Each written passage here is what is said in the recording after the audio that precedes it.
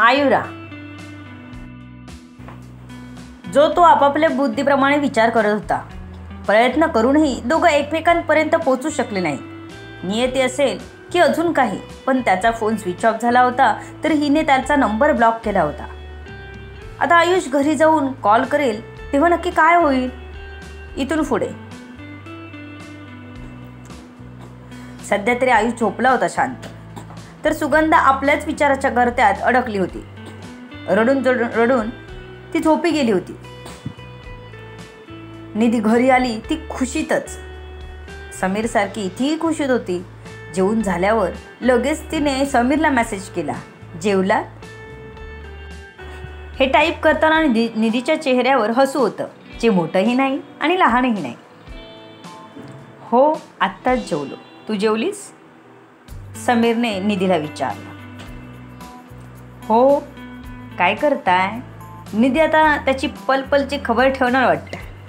निधीने त्याला टाईप करून पाठवलं. झोपतोय. तू? समीर जास्त काही टाईप करून पाठवत नव्हता. एखादा शब्द बोलत होता तिच्याशी. ओके, शुभरात्री, मीही झोपते. निधीने फटाफट समीरला आपण झोपतो आहोत सांगून त्याच्या मेसेजची वाट बघू लागली. ओके, शुभरात्री. समीरनेही निधीला पाठवलं आणि झोपला. आज आयुष सकाळी उठला तो एकदम वेगळ्याच मूडमध्ये होता. तो लवकर फ्रेश झाला आणि आई उठायची वाट बघत होता. त्याला कधी एकदा आपण हॉस्पिटलमधून घरी जातोय असंच वाटत होतं. आई बिचारी उशिरा झोपली होती, त्यामुळे त्याला जाग नव्हती. आयुष तर लवकर उठून बसला होता. त्याचा वेळ जाता जात नव्हता. तो शांत बसला होता.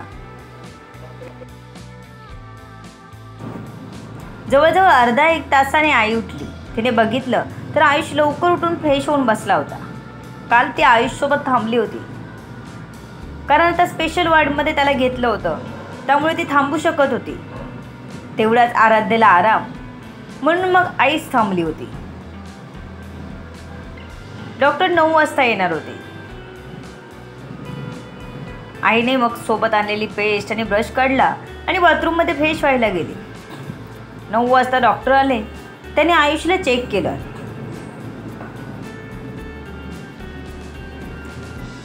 एक स्पेशल डॉक्टर फायनल चेक करणार होते. डॉक्टरांनी सांगितलं की एक डॉक्टर येऊन तुझं फायनल चेकअप करतील, मग तू जाऊ शकतोस घरी. डॉक्टर दुपारपर्यंत येणार आहेत. त्यांना अजूनही व्हिजिट असतात. त्या झाल्या की इथे येतील. त्यांनी ओके सांगितलं की तुम्हाला जायला हरकत नाही. डॉक्टर म्हणाले. ओके डॉक्टर, आयुष हसत म्हणाला. डॉक्टर चेक करून निघून गेले. सकाळची दुपार झाली, स्पेशल डॉक्टर आले नाहीत. आयुष कंटाळून गेला होता. त्याला वाटलं होतं सकाळीच घरी जायला मिळेल म्हणून खुश होता, पण त्याच्या सगळ्या इराद्यावर पाणी फिरलं होतं.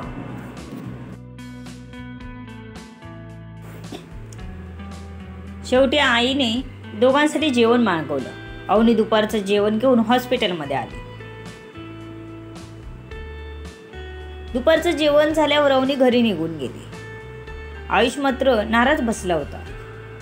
अजूनही ते डॉक्टर आले नव्हते म्हणून वाट बघत होता. आता संध्याकाळ झाली होती. पुन्हा डॉक्टर आणि नर्स आले.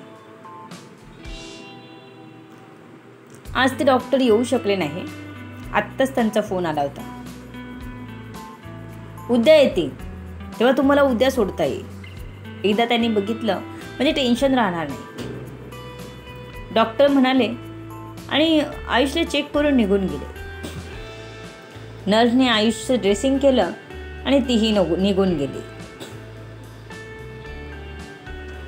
आजचा पूर्ण दिवस हॉस्पिटलमध्येच निघून गेला म्हणून आयुषची चिडचिड झाली होती. त्याने खूप स्वप्न बघितली होती.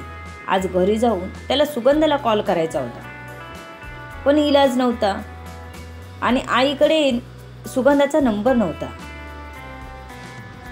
सुगंधाचा नंबर अजून आयुषला पाठ झाला नव्हता. संध्याकाळी निधी आली की बोलणार असं ठरवलं होतं त्याने, पण आज नेमकी निधीही आली नव्हती. बाकी कोणाकडे सुगंधाचा नंबर नव्हता. सगळे आयुषच्या ऑपरेशनमध्ये एवढे हरवले होते की त्यांना सुगंधा आणि समीर आयुषला भेटायला आले नाहीत हे लक्षातच आलं नाही कोणाच्या. आई दिवसभर थांबून आज घरी गेली, कारण तिलाही कालपासून हॉस्पिटलमध्ये थांबल्यामुळे कंटाळा आला होता.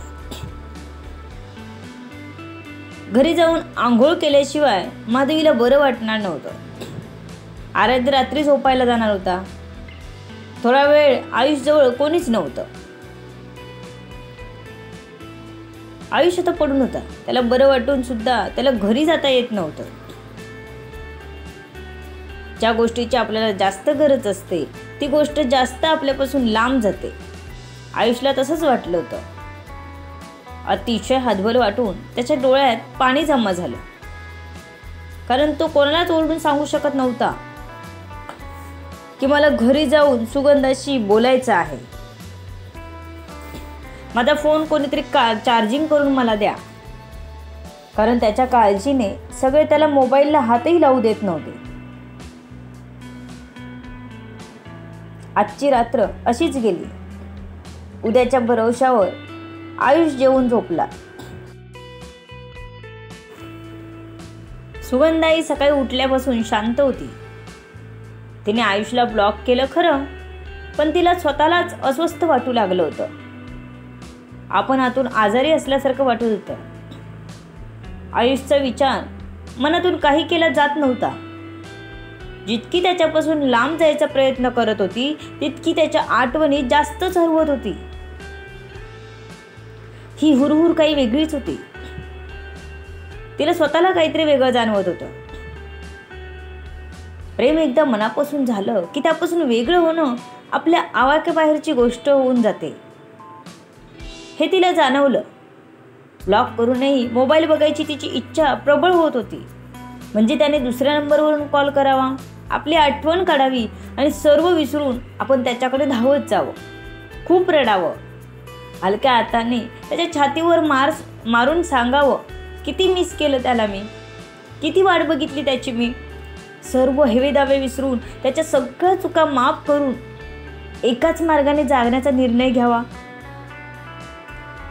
असं वेगळं होऊन जाणं अतिशय कठीण होतं तिच्यासाठी. एकाच वेळी तिला ह्या विचारातून बाहेर यायचंही होतं आणि नाहीही. हा विचित्र गोंधळ तिच्या मनात आणि बुद्धीत चालू होता.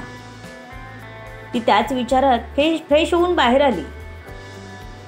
आईला डब्बा बनवायला मदत करायला गेली. आज तिचं कशालाच लक्ष नव्हतं.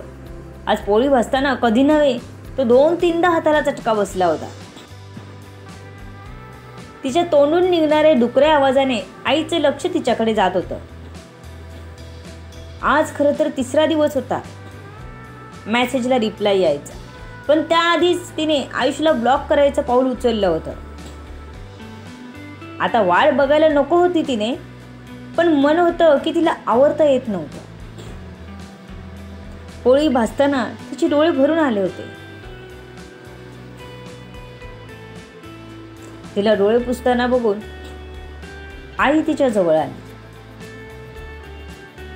सुगी, काय झालं? रडतेस कशाला?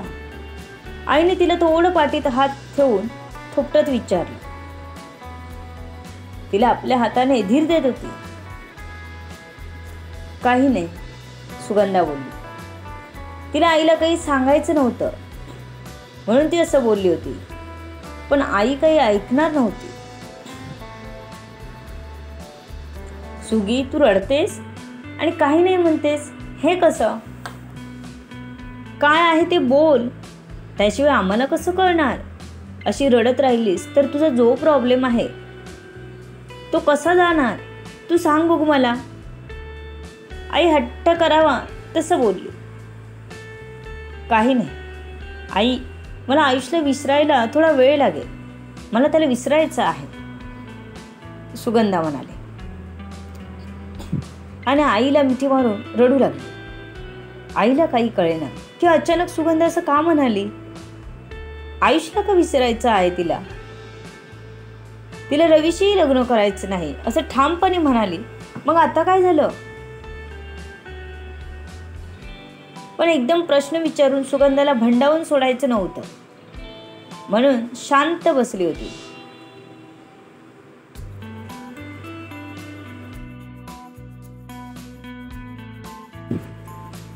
रडू नकोस, रडून प्रश्न सुटत नाही.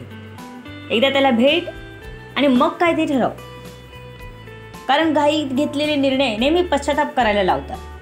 तेव्हा हडबडीने कोणताही निर्णय घेऊ नकोस, आईने सुगंधाला समजावलं. सुगंधाने फक्त उत्तरादाखल मान हलवली. हो तर आई म्हणते म्हणून आयुष घरी गेल्यावर जाऊन एकदा घरी. तसंही मोबाईल एक यंत्र आहे, त्यावर विश्वास ठेवून आपण नातं नाही ना तोडू शकत. उद्या खरंच तसं काही नसेल तर मात्र वाईट वाटेल आपल्याला. सुगंधाने एकदा आयुषला स्वतः जाऊन भेटायचं ठरवलं, आणि तेही घरी. आता माहीत नाही पण त्याला भेटायच्या विचाराने का असेना, पण तिचं मन थोडंफार शांत झालेलं जाणवलं तिला. अजीब दासता है ये, कहा शुरू कहा खतम. तिच्या मनात हे गाणं घोळत होतं. तिने आपला डब्बा भरला आणि कामाला निघाली. दिवसभर कामात राहूनही सुगंधा आयुषला मनातून काढू शकली नाही. संध्याकाळी घरी आली तरी तिचं लक्ष आयुषला विसरू शकलं नाही.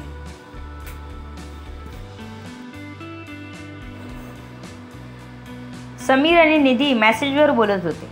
सध्या तरी त्यांनी पुन्हा भेटायचं काही प्लॅन केलं नव्हतं. काय असेल सुगंधा आणि आयुषच्या नात्याचं भविष्य?